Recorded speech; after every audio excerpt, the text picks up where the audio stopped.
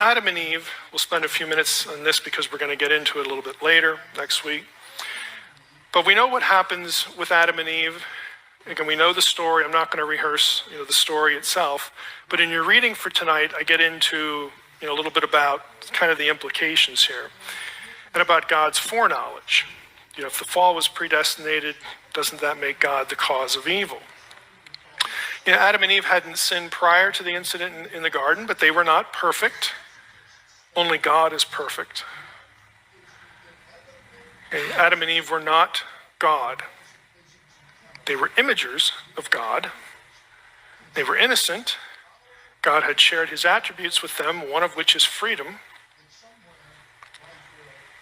And again, from the content of the book, like I said, I know we'll get into it when we get into supernatural rebellions. But it's a really significant thought that when God decides to share his attribute of freedom with beings,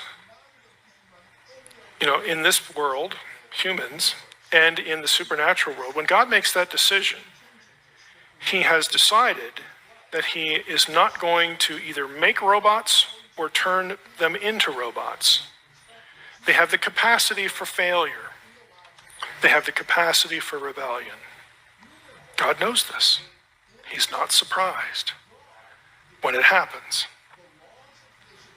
This is the basis of what theologians and philosophical theologians will call the free will defense, the free will theodicy, the explanation for evil. It's a view that derives from and arises from the text because of imaging. This is what I want you to see.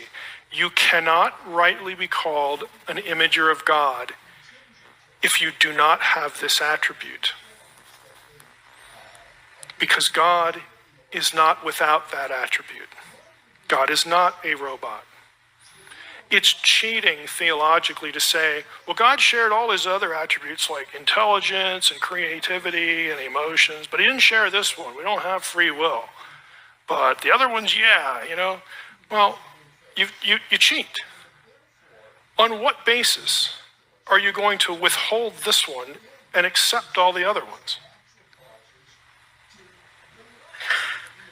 Because that's what, some creedal statement says in the 16th century. Well, good for you. Okay, on what biblical basis are you going to withhold that? Are you going to say, all the other ones count except for this one?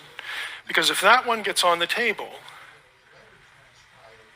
then we have an explanation for evil that doesn't involve God forcing sin, predestinating sin, or even needing sin. It is what it is because lesser beings who are able to choose chose wrongly. And I know, that's not comforting on one level because, well, why doesn't God step in there and stop everything? Well, he could, but you have to eliminate everybody, and that would be like admitting it's a bad idea. Well, nobody's going to be around to criticize God. Why doesn't he just wipe us? Well, sure. That's what you're reduced to. The elimination of all intelligent beings, everything that's made in God's image. Yeah, God can end evil real quickly.